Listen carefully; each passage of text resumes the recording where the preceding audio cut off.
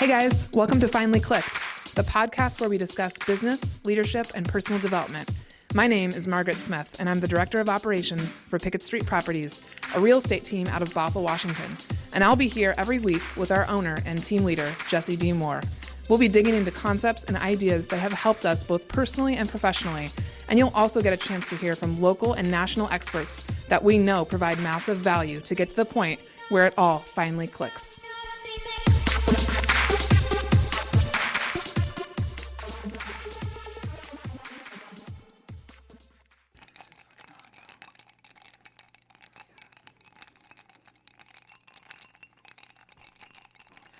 Welcome to our ASMR episode. Yes, welcome. We're excited to have you. ASMR and whiskey.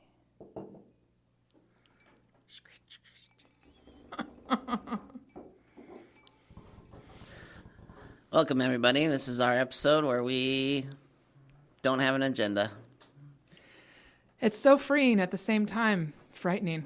Yes, it's freeing and frightening. But I think it's good after a few episodes. I agree. That, I do agree. You know, show a lot of thought. A lot of patience. And intellect. Intellect. And, preparation for us to go off script every once in a while. Oh, God. That's Margaret drinking a sip of whiskey. It's good. It's really good. Emily's going to be mad. We didn't invite her back for it. She wanted Oh, that's true. Yeah. You know, I think people in general, this is the one episode they like to show up for.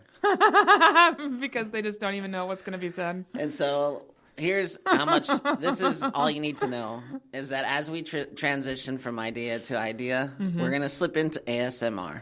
Slip right in. And if you don't know what that is, Google it. Google it. YouTube it. Yes. Show your kids.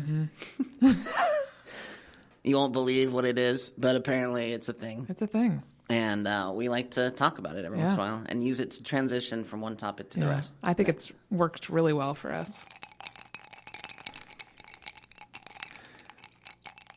You want to talk about your trip, your most recent trip? Oh, sure. We haven't had a chance to talk about it. We haven't, so this is perfect. I just got back from San Diego. I went to the Get Empowered TC retreat that was organized and put on by some lovely ladies. We had Alex Marcel. I'm probably butchered your last name.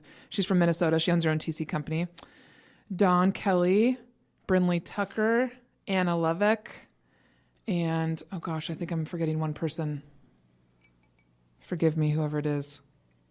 It was like 5 ladies, and they spent most of the last year planning it, and it was 100 attendees at a hotel down there, and Christina Jaggles and I went for the weekend and had a great time. Monique Hellstrom was there, the chief of Simon Sinek, and Brinley talked about goals for 2019, and then Christina Jaggles got to end the weekend on mindset, and she did an amazing job. She represented the Pacific Northwest just really well. It was super cool to run into. There was 2 ladies. I'm going to forget their names again. I'm sorry. But they came up to me and talked about the podcast and how much they enjoyed it, and that just made my day. So it was a great weekend. Mm-hmm. Well, can you share an aha that you had from that experience? Oh, sure. I think probably one of my biggest ahas, which it was just sometimes I like what Pam Ranch, one of the owners of the Federal Way, Keller Williams office, says. She goes to a class every 3 weeks because she's realized she needs to get re-energized and get new perspective or just get perspective again. And I think it's the same for me. And it might be a combination of a class or travel. Because whenever I travel and take myself out of my current life and situation and everything, it just really refuels me. So I was reminded of that again. And then I introduced myself because I'm not a TC. I've never been one. And I felt really just so grateful to be able to be there because I know they wanted it to be TC specific. But I introduced myself like, hi, my name is Margaret Smith and I'm addicted to education. And then usually they laughed and we would talk. But I need that so badly. And it was that reminded me of it. And also I think I told you this morning that I can't be surrounded by people that don't want to grow or don't want to be doing something in life, because every time I go outside myself, I realize again just how happy I am with all the different things that I'm doing to push myself, and that I love it. And I'm so happy doing it. So I think that's probably just my biggest aha. Your biggest aha is that you're learning based? No, just how much like I forget between these sessions. But I should have brought my other notebook in actually, because there's two things that Monique Hellstrom said. One, she said she's in love with logic. And then she also said that she's addicted to, and this is what she said, something is her heroin. She mentioned heroin, and I should probably have the rest of it so it doesn't sound. Like results. Your results are her heroin, and logic is the love of her life. And she is just such a smart lady. And she actually came up to me and asked me for help with marketing. And I was like, Simon Sinek's, chief of Simon is asking me for help with marketing.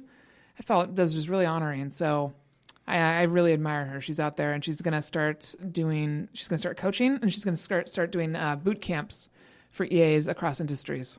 So they've recognized the need. And this is how we actually talked a little bit about salary in one of the sessions with her, and how there is definitely a ceiling when it comes to a salary as an EA, depending on how big of a business your rainmaker or boss or owner has. And so someone there mentioned that their leader, has like close to $1 million in profit that he or she makes or whatever. And obviously their salary is going to be in proportion to that. So one thing I love about Monique is that she's very creative. So she said, okay, if you can't grow up, like you can't grow up your salary, grow wide. What else can you add to the business that you can get a percentage of? Which is where she came up with these EA boot camps. So it's not going to be connected to her salary. She's going to get a piece of every boot camp she puts on. And I love that frame of mind, because it just changes how so many people in that room thought about what they could do. It helps us to stop have limited thinking and think bigger. Can you talk to me more about her being in love with logic? Because I'm a very logical person. I prize logic above lots of things, primarily above emotion. And when I get an opportunity to communicate with somebody in a logical way, it's very freeing. It's over and done with. I don't have to. It doesn't have to like sludge on. Yeah. But most people don't respond logically. Most people respond emotionally. And so I don't know if this is entirely true. I think it's interesting, but I think I'm actually more similar to how Simon is, and she's actually more similar to you, or someone who thinks primarily with logic. She's very detailed. Before Simon, she owned her own company and did organized people. She organized their business, she organized their home, she organized everything. And I think and again, I'm speaking just based off what I know about her, I think she's less emotions-based. And so I think that's where she and I differ, because she is a lover of logic. So. And I love logic as well, but I'm definitely more emotions-based first. Lead with my heart, then logic. So why do you think that struck a chord with you then, if that's not? Well, I love learning about people, and I think whenever I go to these things and I hear from someone like of her caliber and who she works with, I pay attention, and then I look at the differences between her and I, and where do we differ, and we have different strengths.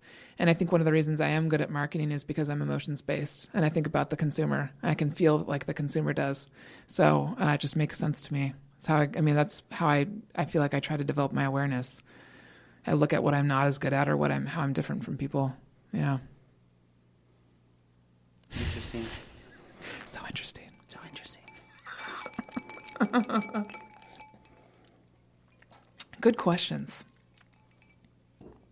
Your turn to ask me a question. Oh, jeez. Let's see. What happened while I was gone?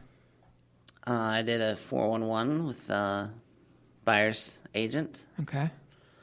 I trained a new buyer's agent on our team. Yeah. I interfaced with our team administrator, Sarah Trusky, while you were gone. Yeah. I gave Sarah the rest of the day off, Monday, which was a holiday. Oh, I didn't hear about that. Once her work was done. Wow. Well, here's the thing. No one else was going to be here. Like, you were gone. And after about 2:30, the sales team was going to be gone. And I don't see the point in Sarah, sitting there alone by herself, stoking the fire. I mean, if there was a literal fire to stoke, then she could stay. But there's not even a fire to stoke. So, and really, if I want her to do what needs to be done, but I don't feel the need to have someone clock in and clock out and stay for a certain amount of time to feel like I got my dollar's worth. Okay. That's a great example of how you think about the business. Yeah. How do you feel like our newest buyer's agent is doing? Oh, we're going to talk about that? I think our newest buyer's agent is doing exceptionally well. Yeah. And I think you and I were very purposeful in this hire about not accepting anything short of exceptional. Yep, I agree. And I think that's something we're focused on as a unified front overall. Mm-hmm. And in fact, we had a conversation today about a candidate, and I just reminded you of that. Like, if they're not exceptional, then I don't want to be the guinea pig. Yeah. I don't want to. We've tried that. We've done it. And I think, when you're highly successful, you have the freedom a little more leeway to experiment. That's true. Yeah, and that's how you've built your business. And in times where we're not as successful, I don't have the same freedoms. So I want to double down on exceptional right now. Mm-hmm. And so I'm raising the standard, and we are raising the standard, and going to keep each other accountable to that. Yeah, no, I really like that. And I think you've talked about that a lot and how you built Pickett Street, and we're back to building the foundation. And we have the foundation of the business built really well, but the foundation of the future leaders, people who are going to lead departments, people that are going to lead, and that we want to stick around for a while. So, yeah, I agree. And to give people an idea what we find exceptional, this buyer's agent held an open house on one of our listings. She thought the kitchen lights were burned out, so she had her boyfriend go get bulbs from the store, and she replaced them.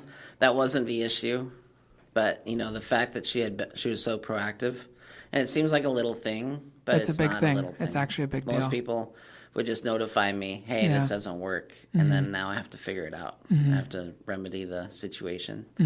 But the fact that she was proactive in finding a solution without me, that's a big deal. Paramount. Yeah. And we talk about being proactive and being resourceful because, yes, we are a team and we can rely on each other, but in order to grow something like this or just own up to our departments, own our role, being resourceful is a huge deal. And if you can't do it, you won't survive. ASMR. ASMR is so cool. I know what I want to talk to you about. Oh my gosh. Wait, can I just give a shout out real quick? Because I was looking up something. The last speaker, you and your shout outs. I know the last speaker organizer that I missed was Mandy Troutman. And I just wanted to make sure to give her a shout out because that was a big deal that they organized that retreat. So reach out to those ladies if you want to come next year. That's it. What were you going to ask me? You watched the documentary that I referenced. Oh my God. Yes, I have notes right here. So just to preface this, on the interview with Enmei, episode 13, I referenced a documentary of sorts on Netflix by Derren Brown. Yep. And I posted that link in our Facebook page. Number one shock, he posted something. I forget where I was at the time, but I remember looking at it, and it says, if you're an admin on the group, you can see who posted it. And I was like, Jesse Moore posted that? Holy shit. Well, let's be real. I don't like to post things on Facebook. But obviously, if you're passionate about it, you will. I don't like to post things. I just don't like... You didn't send it to me to post. No. Well, you were gone. You were gone. I was letting you be gone. I was letting you do Still, you could have given it to Sarah. No, I'm not a moron. Well, I know you're not a moron, but you're leveraged for a reason. Well, I just don't post a lot on Facebook. You don't? Let's just leave it at that. Yeah. And then I realized, as far as this podcast goes, I'm going to reference all sorts of things. Yeah, and it's great to give the information. I don't want people to just trust my brain because I don't trust my brain. Yeah, and you bring in things and situations and ideas from factual information that you've read. And so when I referenced this documentary by Derren Brown, and I wanted to make sure that if people wanted to see it, they had an opportunity to see what I was talking about. And I asked you specifically, so even after posting it, I could give you grief for not watching it. But I did ask you to watch it in preparation for today. And what did you think? My mind is blown. I'm my sociology background, my interest in people, all of it, not to mention that the activity that they had them do in the documentary where they had to stare into someone else's eyes for 4 minutes. That's what I had the girls do at the retreat last year on the suggestion of Christy Semniego, who was our listing coordinator at the time. And I mean, yeah, so it totally hit on all of the things that I just have an interest in life, period. It was amazing. To give everyone else context, Derren Brown is a mentalist from the UK.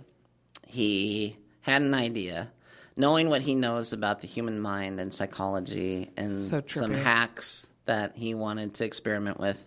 He found an American that showed signs of bigotry, signs of bias. Not like a hardcore. It was hardcore. Well, it was absolutely wired in his brain. Yes, but I would say that this is someone you could run into at 7-Eleven. Oh, well, for sure. Anywhere in life. Not someone with a white hood on. Yeah, no one he's not hiding out somewhere. Right. Like this is a very much a typical Floridian. Well, wherever he's from, I'm not sure. Florida. Okay. Yeah.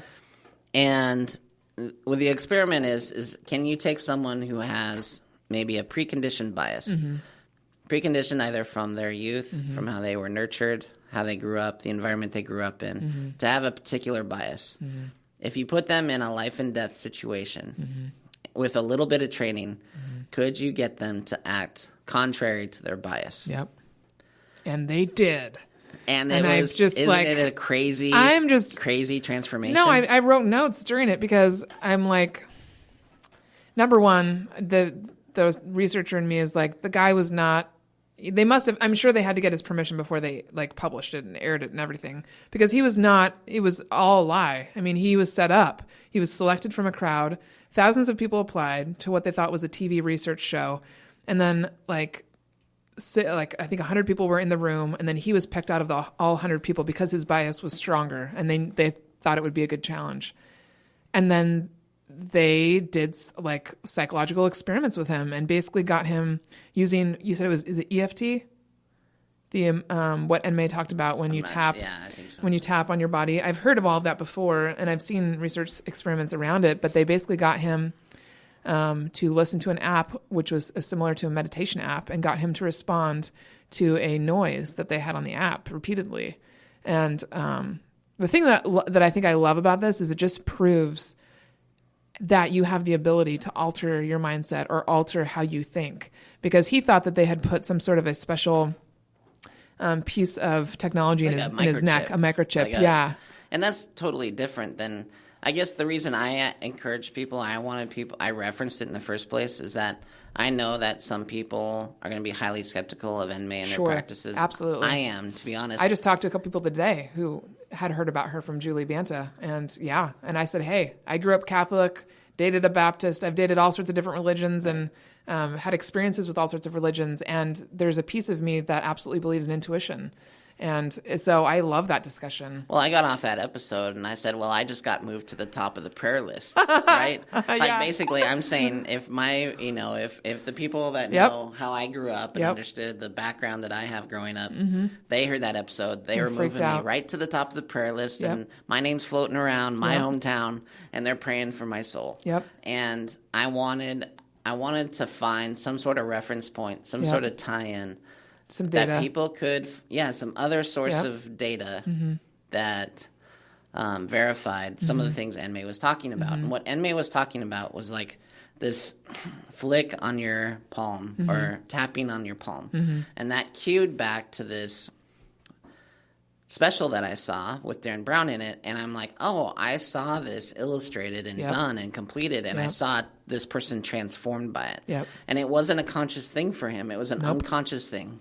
And when you see him do it in the pickup, when he's in the truck or whatever, and you see him do knocking this on his head device, you're like, what? Yeah, I mean, they do all sorts of things like that in therapy. A lot of different types of therapy do that, and it's just a lack of awareness that the general public has about what you can actually do. But and the whole time I'm thinking, this is what I'm trying to do, because the other thing I got from this weekend is, actually, it wasn't really related to the retreat, but Christina Jaggles and I were driving back from Disneyland, and we were listening to Gary John Bishop on a podcast. And he said, in order to do what you want to do, you actually have to become a different person. The Margaret that got me here is not the Margaret that's going to get me to the next spot, which for some reason just hit me in a whole different manner. But this documentary with Derren really helped solidify that. Like, you have the ability to change your wiring. You have the ability to become who you want to become. It just actually takes some persistence and intention and repetition and that was what this showed me. It was unbelievable. Like, Well, literally, you saw me in my office freaking out. Like, You were I went and freaking out. posted it on Facebook on 3 different groups because I'm like, everybody needs to watch this. Well, the other thing that I love about this, and again, if you need to stop the podcast and go watch it to understand Yeah, what do we're it. talking about, go ahead and do that. But the other part I really liked about it was it'd be easy to be judgmental about this person that has a bias against Sure. skin color Yep. or against whatever. It'd be easy to That's the easy to route. be like Yeah. to vilify him Yep. and marginalize him and get rid of him. Mm-hmm. When what I loved really about the special is that by seeing his transformation, you Mm-hmm. are so empathetic to him. Completely. Like you Yeah. want to give him a hug. You Yeah. you want to Yeah. fist pump. You want to celebrate with him. I mean, you saw the guy when they were just doing the staring thing, and the man on the other side of him was like, "Are you okay?" Because that was awareness happening. We got to watch him become aware. It was unbelievable. I just, in this day and age where this outrage culture is kind of what I've referenced, where we have 2 extremes. It feels like we have the alt-right, which is being portrayed as, red mega hats that are Make America Great Again hats that are being compared to white hoodies of the KKK. Yeah. You have that versus social justice warriors or Antifa, people that are pioneering, that are basically promoting violence against ideology. They're promoting violence against ideology that they don't share. And so those are 2 very extreme groups. Most people don't fall in those groups. Most people are somewhere in the middle. And so when you see this episode and you see this guy's transform in front of your eyes, I just hope it gives people I just really hope it gives people pause to be like, you know what? We need to have a conversation. And we need to we are the most conscious species on the face of the planet in the history of mankind. Yeah. Why can't we rise above this and educate people? Yeah. Well, so I wrote down several things. At the very end, the guy, Derren, says, it's the dialogue between the 2 sides. That's what helps us. That's what's going to help bring about change. And then to go back to the middle of it, he did something where a couple other studies have done this, where he took the subject, Phil, he took him and took his DNA and found out where his heritage was from. And he pulled from all over the world. And Phil was shocked to find out that he was part Mexican and part, I believe it was Scottish. No, it was something else. Anyhow, I looked at him and I thought to myself, because this is me, I have a very big picture mind. I know I'm not American. I come from all sorts of different backgrounds. He didn't even think about that. Yeah. To realize that there are people out there that don't think about that, the fact that you're not Floridian, you're not American, you're from all sorts of different countries most likely. No, it's funny. I think I wrote that. That was not nice. You can say it. I wrote, "Are you an idiot?" To who? To Phil. I feel so bad, but this is the level we're thinking at. There's a majority of people in the United States who don't think that way, and it's scary. That's the scary thing to me. It was insane. And then the part the last thing I'll say is he talks about how we all have a tribal identity, and the 2 things he was looking to get from Phil were fearlessness and empathy. So I have empathy, for sure, a great deal. I'm becoming fearless. I'm not entirely fearless yet, and that's scary. I don't know how I would react if I had to step in front of a bullet for someone I didn't know. I would hope to goodness I would step in front of them and at least say something. But yeah, and to kind of clue people in, at the very end of the special, he's put in a situation that he believes is real, where essentially white members of a biker gang are threatening the life of a Hispanic man. And he is an observer. He's a casual observer. Yep. And he's safe in a pickup, and he doesn't have to leave the vehicle. If he doesn't leave the vehicle, this man could die. Yep. If he leaves the vehicle, he could die. Yep. And he puts himself in that situation. And you're talking about someone that has shown bias toward anyone other than a white, Yep. cisgendered man. And specifically, they talk about his bias against illegal immigrants. Yeah. Yeah, and that's a very topical thing when we talk about, well, our government is shut down over this conversation. Mm-hmm. We can't have the conversation. We can't. I'm just so. As a grown adult public. Yeah. And listen, you know what? And I would encourage you that if you feel one way or the other, I guarantee you would understand the other person's side if you sat and listened to it. Mm-hmm. Like, if there are a number of stats and data, facts about immigration that would support building a wall. Mm-hmm. And there's a lot of facts and data that would tell you not to put anything there. Mm-hmm. But we're not having the conversation. Mm-hmm.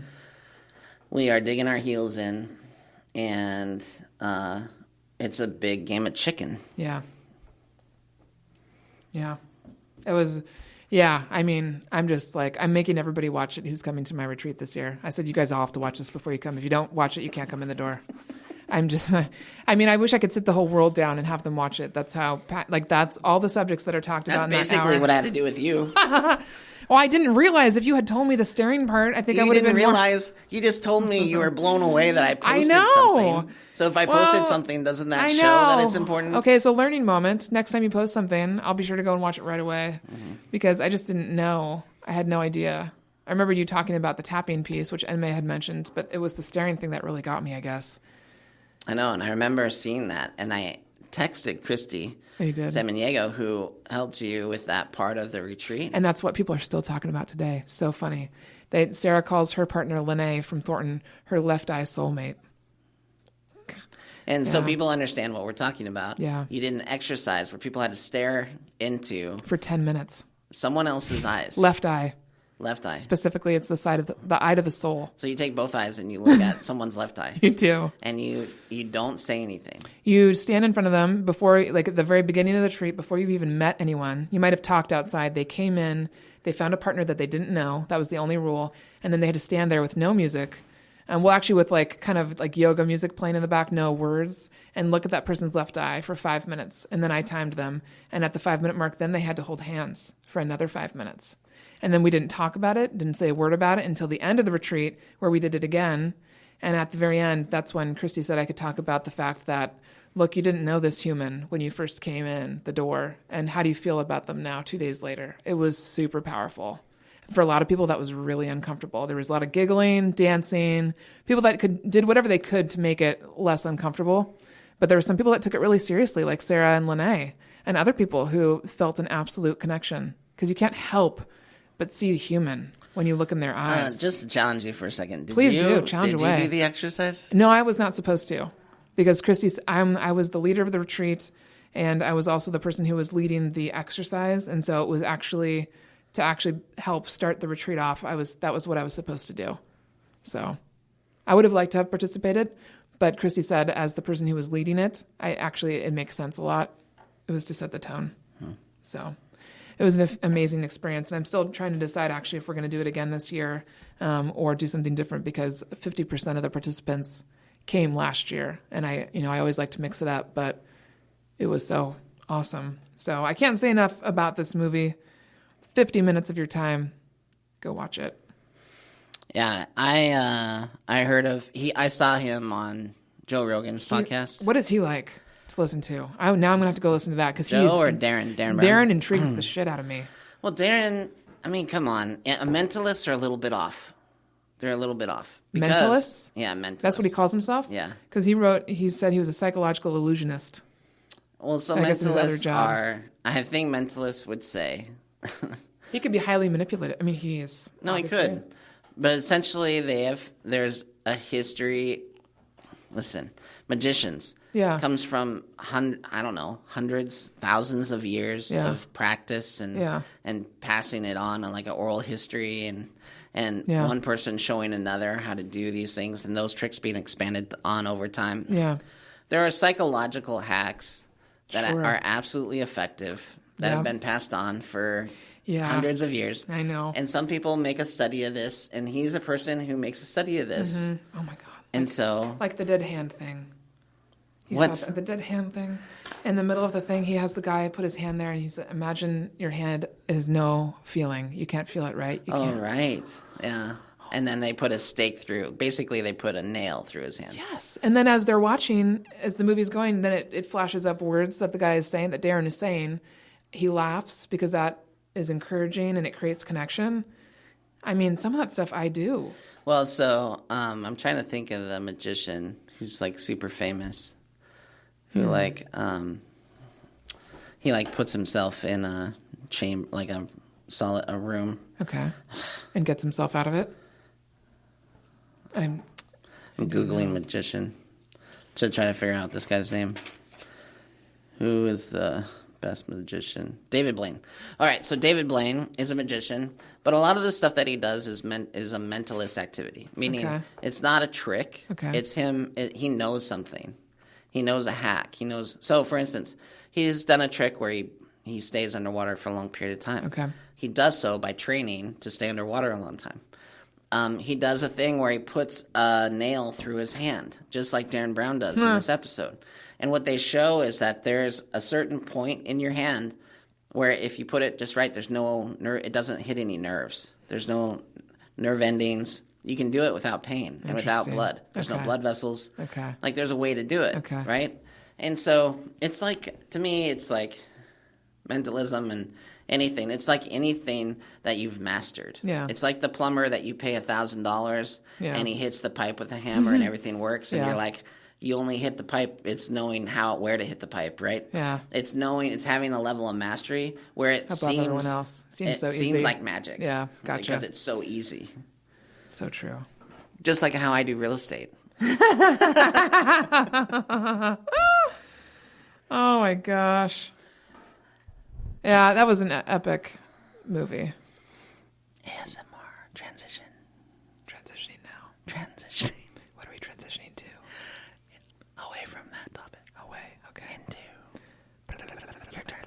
My turn. Oh, epicness. Okay, my turn. I want to talk about Melissa's question. Going back to, I think this was like last month when people submitted questions. There were a couple that we hadn't answered yet, and this one stuck out to you, and I want to know why. You said you liked it, Melissa, FYI, Melissa Weidling from Bellingham, Washington. He liked your question more than anyone else's question. This is a big deal, Melissa. So she asked, what strategies do you use to maintain the desired culture on your team? How do you right the ship when it drifts, or better, prevent drifts altogether?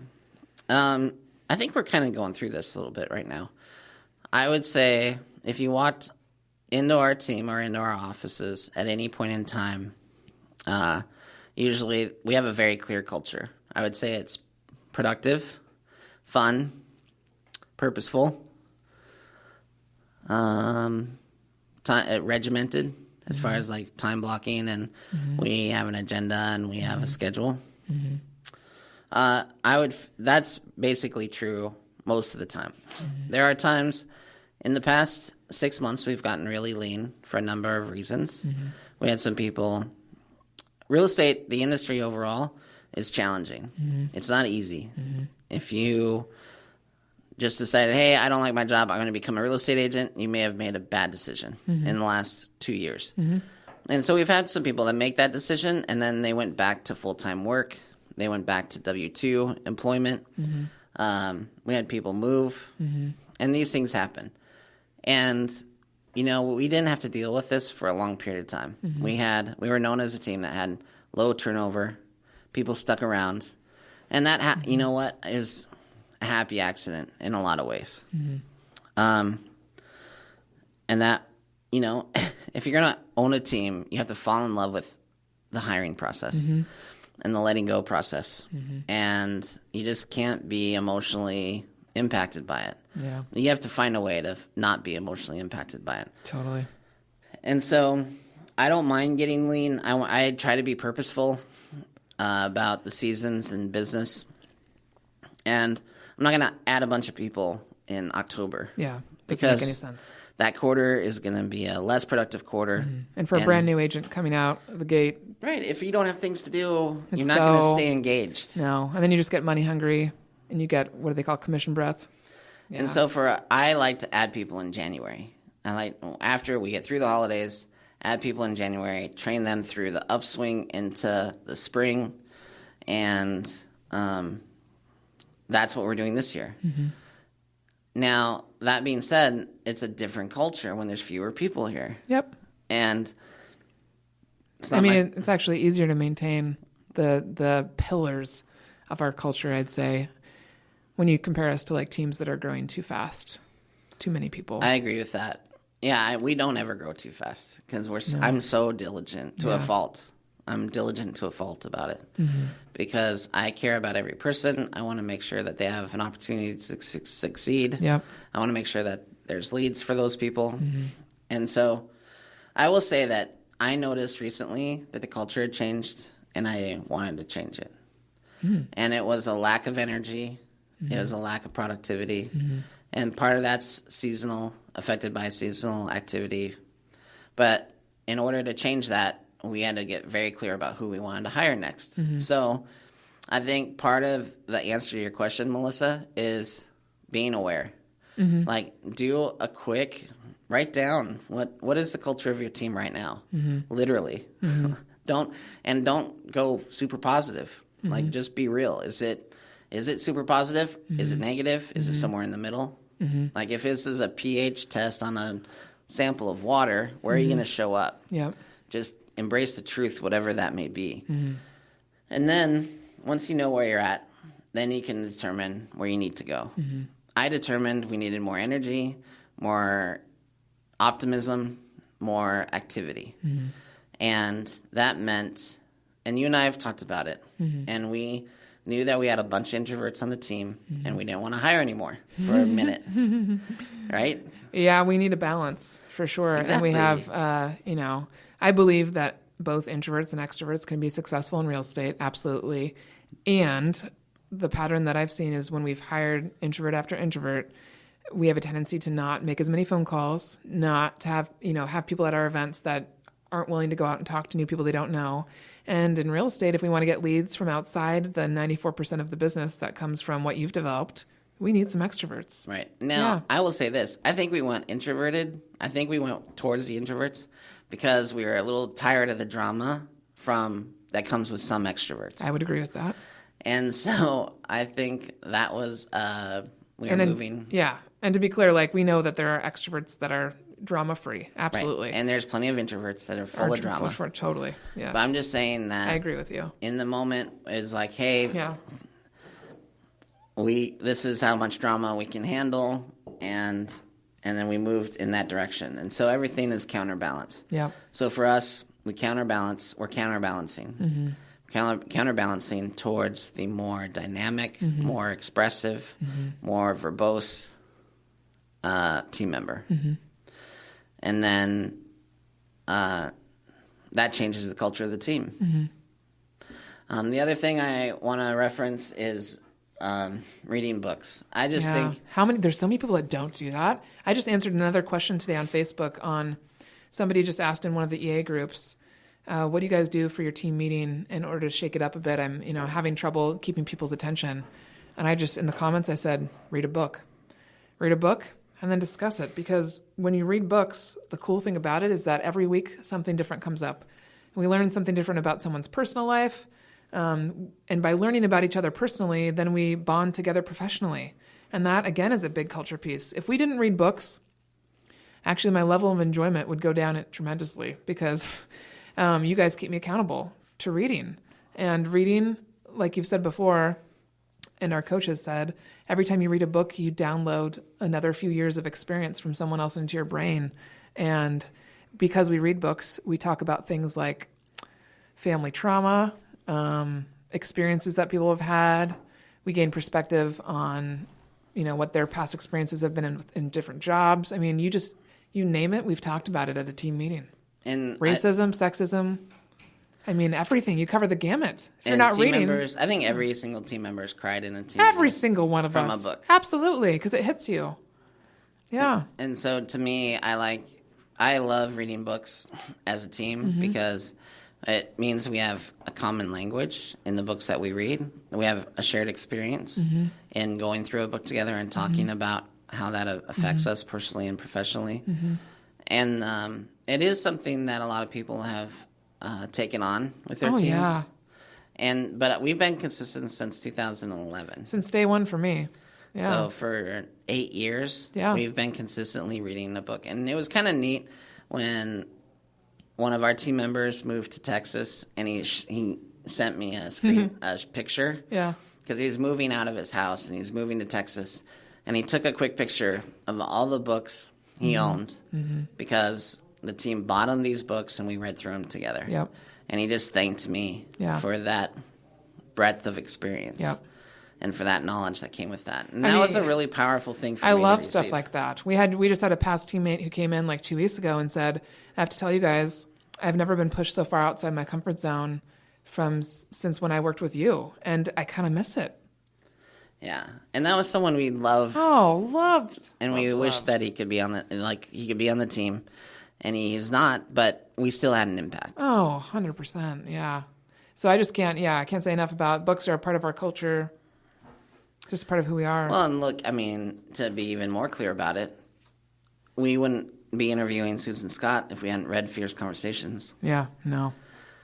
And from sharing that experience with somebody, who didn't know Susan Scott, when he was in a place to meet Susan Scott and knew of her because of my conversation with him, which facilitated me meeting Susan Scott, which facilitated you and I going to her treehouse, which facilitated you and I talking to her on a podcast. Yeah, I mean, I will never not read now. And I think that's probably one of the biggest parts of our culture that I really love. I want to challenge people. If you like to read, there's people that like to read, but they read fiction or they read nonfiction. Yeah. But they don't read business books or they don't read personal development books. I don't read anything but those. I know we don't. I don't either. Isn't that crazy? I love my mom. Mom, I love you. And for Christmas, she gave me a beach read. I got a Harlequin romance for my last. And I don't know when I'm going to read it. I don't have any desire to. And someday I'll read it. I'll probably take it with me on vacation. But I love bettering myself. I love learning something that I didn't know, and it improves my life. Yeah. Or it makes me more effective as a It's extremely addicting. Because when you realize, like I've said before in another podcast, I think when we talked about my anniversary, when I think about how far I've come personally in the last 6 years, prior to that, I feel like I was almost dead. And I was not dead. Obviously, I accomplished a lot in my life before this. I'd gotten my master's. I had a photography business. I had all these different things. But I've grown leaps and bounds since then. And a lot of it has to do with the reading and the people that we interacted with. So I think you have to have a culture. If you want people to stick around, you have to have a culture that's based on personal development. Because you don't get that in every company. And that is a big plus. People will stick with you for a long time if they know that they're growing personally. It's just an addition to money that you can't have everywhere. Well, the great thing about books, too, is that there's certain people I could tell them, I could coach them, I could tell them what to do, and they're not going to do it. They won't ever do it. Because it's coming from me. Yep. But if they read it from someone they don't know, they do it. Yep. And so I like books because books are leverage for coaching. Easily, I don't know how to say it more easily. No, it's like you're helping them reprogram parts, and it makes me think of parenting. A lot of times, kids, once they get to a certain age, they will not listen to their parents. Maybe there's some realm of disrespect or something there, but when they hear it from someone else, though, it's like hearing it from a brand new person, and all of a sudden they'll listen and they'll hear you. And I think that's it with books too. Like maybe some of the stuff I've heard from Susan Scott, I heard from my parents, but I just didn't take it in the same way. So it's just like how we gain knowledge in general. You got to be open to all the different things. And then Melissa, I would say too, like strategies. I absolutely try to set the pace. And by that, I mean, I am a living, breathing, speaking example of the culture. And I think that comes with leadership too. When you take on being a leader, you take on people watching you all the time. And so I do the right thing no matter what with integrity. I have to act with integrity. If I know I need to speak to someone about a problem that I have with them or an issue or concern, I speak to them. I keep our offices clean. I have no problem vacuuming an office or dusting off a desk or bringing in a painter to paint the walls of an office that I want to clean up. It's in the feel of the environment. It's how you act. It's what you do. It's everything you do that sets the culture. And I think it's extremely important. I want people to feel good when they come in. I want to attract new talent. I want to feel good when I come in. And so strategies are creating an environment physically with the actual office supplies that you have. It's reading. It's putting time aside to meet weekly. It's amazing how many people don't do a team meeting or, their one-on-ones with their people that they've worked with. So, and it's being consistent with all of those things, which again, people hate to be consistent because it's boring. Yeah, it is boring. Mm-hmm. But the results are amazing though. You got to fall in love with the results. Yeah. ASMR. My ice is melted. You can't hear the clink-a-day, clink-a-day, clink. There's no more click.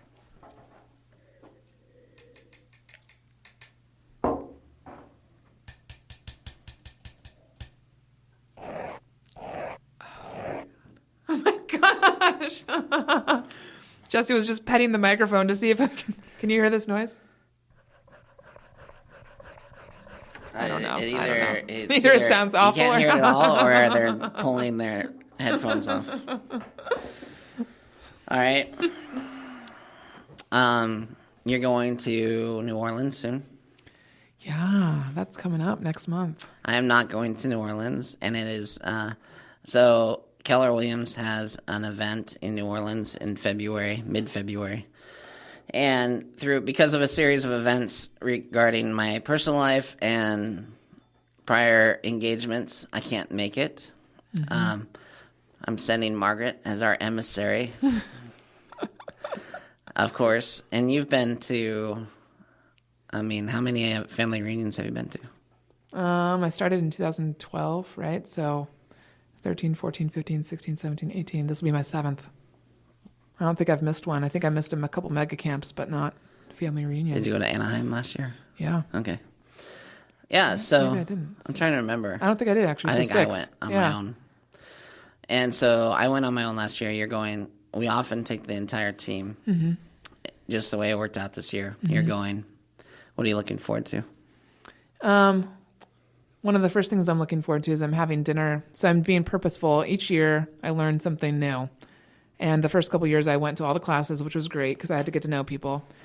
This year I'm having specific dinners and happy hours and meetings with people. So Sunday night I have scheduled a meeting with April Mitchell, who works for Wendy Papazon's team, who's out of Texas, and 5 other directors of operations. And we've been doing a mastermind now for a little over a year. And that group in particular is a great group. A lot of times those masterminds, like Jesse, they can be kind of worthless because it's really hard to get something out of a phone call over an hour, whether they're talented or not. I mean, I try to give value, but I know I don't often. It's just really hard. Unlike the retreat where you get to spend days together and things come up, it's hard to come up with something unique to say during an hour. So we've had some really good talks, though. We meet once a month on Skype or Zoom and talk about things that are currently happening and give suggestions and things like that. And they're very smart women. So April set that up for Sunday. So I'm doing that. And then I have a couple other meetings, one with my good old friend, Brett Shagrew, who's now the Kid of Maps tech guy. He wants to meet up and talk tech. So I have some really good meetings set up that I'm excited for. And as much of an introvert as I am, I do thrive actually off of connecting with people. I love it. So I'm looking forward to it. Good. Mm-hmm. So connection, networking. Mm-hmm. I'm really good at it. Are you going to wear an ASMR plus whiskey shirt? I may or may not be planning that. I think it'd be pretty I kind of awesome. think it would be just epic. And if you guys are listening out there and you're part of Keller Williams and you see me wandering around with an ASMR plus whiskey shirt, that's probably me. I think we should sell ASMR plus whiskey. I mean, don't get them too excited for it. It's not branded outside of that, really. And I already know some people that would love it. What is this about? I'm going to write it down right now so I don't forget to buy one. Yeah. No, I think ASMR plus whiskey would be really epic for a t-shirt. Reminds me of Fred and Kevin. Oh, yeah. So my friends, Fred Weaver and Kevin Kaufman from Group 4610. They just gave us a shout out today on Facebook, too. Oh, yeah? About the Loyalty Club. Oh. I had to let them know that we don't do that anymore. But when the first time I remember seeing them, they were at family reunion and they were wearing construction vests. And, Really? Yeah. I thought this was going to be about the flip-flops. No. They were wearing construction vests, like hazard vests, and they had stop signs that said stop foreclosure on them. Oh, my God. And they were in the middle of all the masses. Like, they stuck out like a sore thumb. Perfect. And it's so funny to me because it very much is who they are and not who they are at the same time. I was going to say, like, you're totally right. It's an absolute combination because they do things differently. And yet now I see them and they don't really want to stand out like that. But No, they do, though. But they do. Yes. It's like absolutely two different sides. It's interesting. I didn't know that story. Ours would be a little more reserved with just an ASMR plus whiskey. What's another one we could do besides that, too? Like if I wanted to wear one each day. Like a catchphrase? Yeah. We don't really have a catchphrase, do we? Not really. I mean, finally clicked. We said it once. We could have a T-shirt with just Enmay's photo on it. That's actually pretty epic, yeah. Just her face on the front. Or just wear a mask, an Enmay mask. Yeah. Yeah, I had somebody came up to me today after the meeting because Julie mentioned our podcast and talked about her experience with Enmay, that she was with her for 4 hours. I do want to say thank you to our listeners who reached out to Enmay after that episode. There's a lot of people that reached out and just said a comment or some feedback or many scheduled time with Enmay. Absolutely. We got a lot of comments on Facebook and Facebook messages from people who said that it really spoke to them. And I think that just speaks to the fact that you and I are willing to talk about anything and everything. And what Enmay has to say and her intuition and her empathic abilities, I mean, for me, it's factual. It's real. It's true.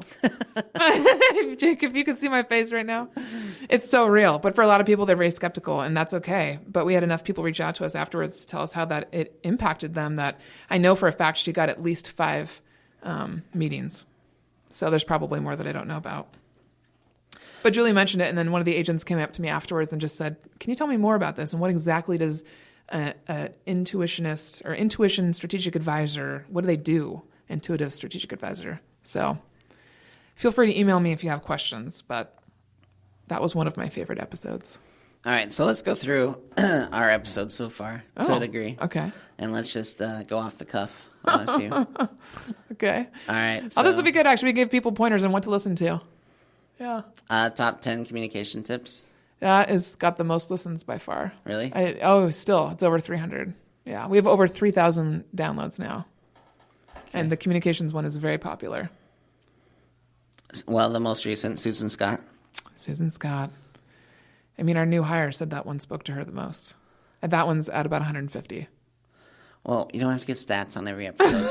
I'm gonna, in my head, I'm looking at everything. It's 15,000 downloads, by the way. All right, the realities of a rainmaker. Yeah, that was an excellent one. That one I just recommended to someone who hadn't heard yet. I'm going to be speaking on his coaching call, actually, with, I think it's 15 EAs and 15 TLs. And I said, if you want them to get the most out of this phone call with me, listen to the Rainmaker episode and the EA communication tip episode, and then question the hell out of me, because our time is going to be more spent if you do that. Because that Rainmaker episode, I've had comments on from other admin too. Like, it was well done for sure. Mary Smith, your mom. Oh, yeah, that was a great one. I think our new hire was just listening to that one as we were. Yeah, I think that was important for your mom. Like, oh, it's life-changing. I mean, as she heads into retirement, I mean, talk about, I feel for her, and she'll probably listen to this. I feel for her like I do for some other admin, because, oh my gosh, my mom has so much to offer. Mary Smith is an inspirational leader, but she doubts herself, and she doesn't have the confidence all the time that I wish she could have. Because she makes a huge impact on people every single day. And so that episode and then inviting her to my admin mastermind are 2 small steps in what I think it's going to lead her with intention into her next phase of life, which post-retirement, I'm really curious to see what she does. So yeah, it meant a lot to her. Well, and she had some apprehension about being on there And Totally. She has some apprehension about you doing the podcast. She has apprehension about everything I'm doing right now. She thinks I'm doing too much. She called me last weekend and said, I think I need someone to watch you. And I said, what do you mean? Dan's here. My roommate's here. Like, he can, if I die, he'll keep an eye on me. He'll watch you die? He'll keep an eye on me. But she said, I think you're doing too much. I think between this podcast, I can tell that Jesse's like already thinking about the next guest when you guys are doing your episode, and like, which isn't true. Your I'm fully classes, engaged. your classes, all these things you're doing. It's just a lot. And I'm worried about you. And I said, I totally get it. And the thing that I go back to is what you told me last year. It's like I've taken what my mom does and I've weaponized it. I don't have a family currently, so I don't have a husband and kids or a partner or anything. And that allows me the additional time to do some of these things. So I know I wouldn't be as available to do some of this stuff. And I also think there's a reason for it. Again, this goes back to intuition. My intuition tells me this is exactly what I'm supposed to be doing. Weaponize is such a powerful word. It's super powerful. Take kindness and empathy and weaponize it. I almost said the F word. Yeah. All right. Favorite failures? That was very emotional for both of us. You were very vulnerable in that episode. Yeah. And I've had people reach out about that one too. And I don't understand, honestly, why we don't have millions of downloads yet, because the things that we're sharing, kind of like you and I share in our classes that we teach, we're actually giving people the fuel or the ammunition. I mean, they're getting to learn from our mistakes. So listen to us and then don't do the shit that we've done. I mean, it's pretty basic. It's like, I don't get it. I don't get why people... I don't get it. Yeah, that was just emotional. Yeah. This is where the whiskey kicks in for Margaret. Oh my gosh, I wish we had another hour because this would be amazing. It's amazing right now. What else? Stop doing list. Epic. I mean, Elizabeth from Reno, she was super into it. And actually, what I love is that there's a bunch of people that are listening that we don't even know about. They haven't commented, but they reach out at random times to tell me. Like one of my really great friends of my mom, actually from growing up, Penny Knutson. Penny Knutson, shout out.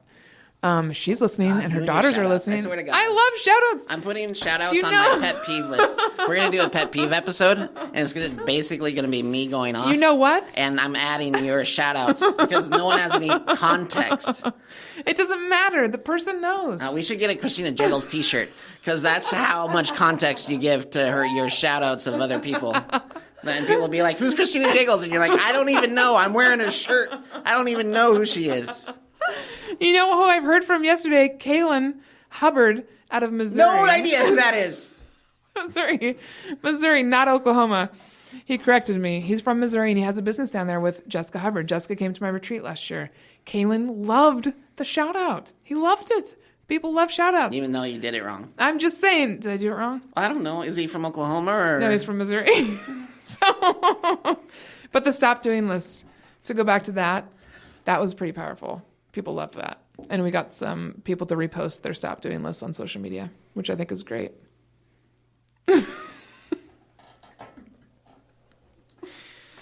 I've heard a lot of great feedback about your laugh. What? Yeah, that your laugh is just electric. That's what Jessica said. But that's Jessica, not the listeners, you think? Well, I share an office with Jessica, so she listens to the podcast. But is the feedback from her or is it from our listeners? Why are you stripping away? Thank you. That's all I'll say is thank you. I just laugh normally. That's all I do. I find a lot of joy. So natural. It is very natural. I love laughing. That's why I do it a lot. It makes me feel good. The ASMR doesn't work without ice. We're going to have to bring ice in here. I think we actually need an ice bin. Yeah. Well, I think we rallied there at the end. Did we rally? Oh, you guys haven't even seen. Here's what's crazy to me, and so far, if we're gonna be reflective about the podcast. Yeah. Oh, they haven't seen. They don't have a clue yet. Well, no. I mean, they haven't seen. They've seen drips and drops. We've just dipped our toes in the water. Right, drips and drops of my personality, of your personality. Dip and drop, dip and drop, dip and drop.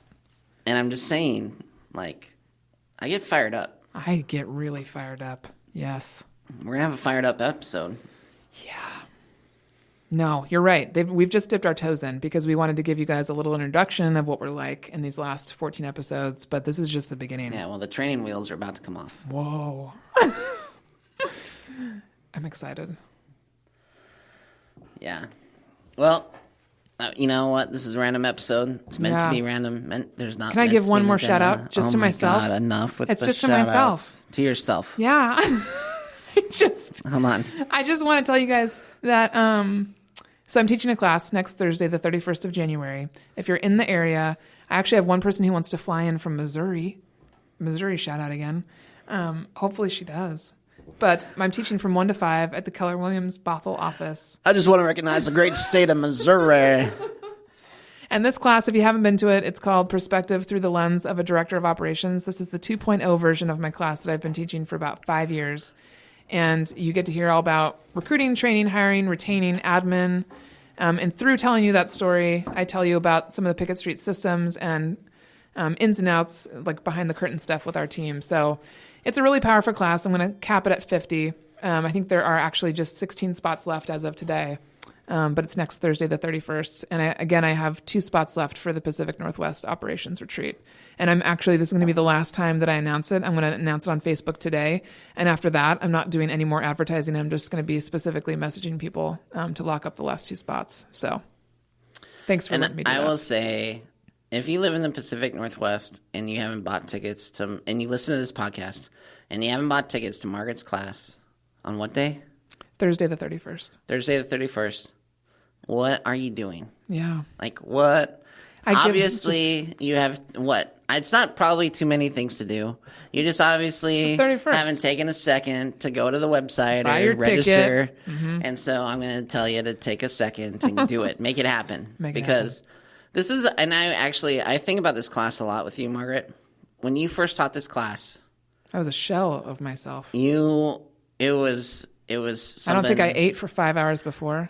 It was like studying an introvert out of water. Oh, God, yeah. That's what it should have been called. Out of water. Like, because, and I just want to tell you that you have mastered, like, you keep moving towards mastery, and you are a public speaker now.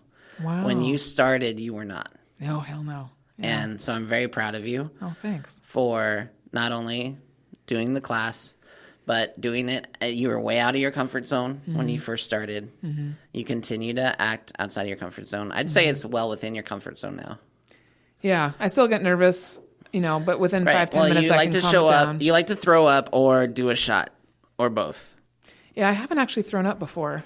Oh, you just feel I've been like close you're to going it. Yeah, but yeah, a shot before does help calm my nerves because it's that adrenaline rush, which they talk about in that movie we just mentioned with Derren Brown called Derren Brown: Sacrifice. He talks about how he had that rush of adrenaline before he got out of the truck to block the guy from the bullet. And okay, this is not the same situation, but I do have to push myself through that wall of adrenaline and what the heck am I doing? And actually I had the same feeling as the girls were doing that eye activity. Last year at the retreat, I was standing by the window watching them do it. And I thought to myself, what the hell am I doing? How do I have any right to run these 30 women through 3 days of some personal development? I don't know that I can do this. And that's actually a very typical feeling to have before you do anything. And something else Gary John Bishop says is if you don't feel that way about a lot of what you're doing, then you're just stagnant. And so that was comforting to hear. And thank you. I appreciate that compliment. I definitely I've wanted to master it. So I'm still on the track to mastery, but I feel way more confident. Yeah. And I'm just going to say this, and you can keep me accountable and talking about it sometime. I think a future conversation for me is I sometimes I don't know the difference between being true to myself and pushing myself out of the comfort zone. Oh, okay. Like, I feel like there's probably some intrinsic properties about me that are never going to change. And I want to accept that and move forward freely in that direction. At the same time, I don't want it to be an excuse for not developing further, not pushing myself.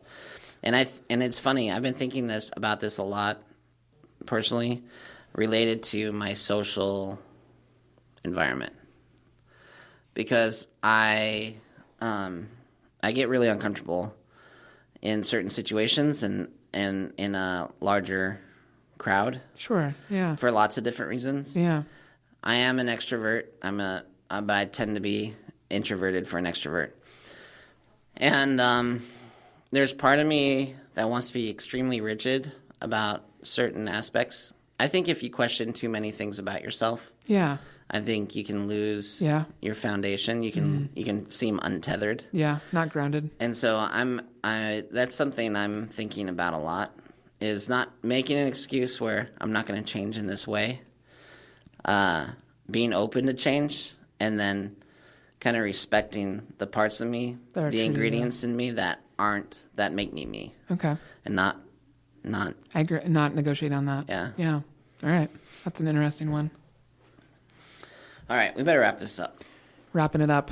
Wrapping it up. ASMR style. Wrap it up. I wish we had some wrapping paper to crinkle. Oh, that's a great idea. We need a whole sound lab, audio lab.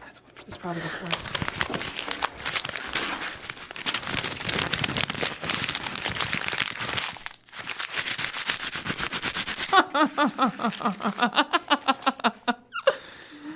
Oh my gosh. All right, you guys, we'll see you next week.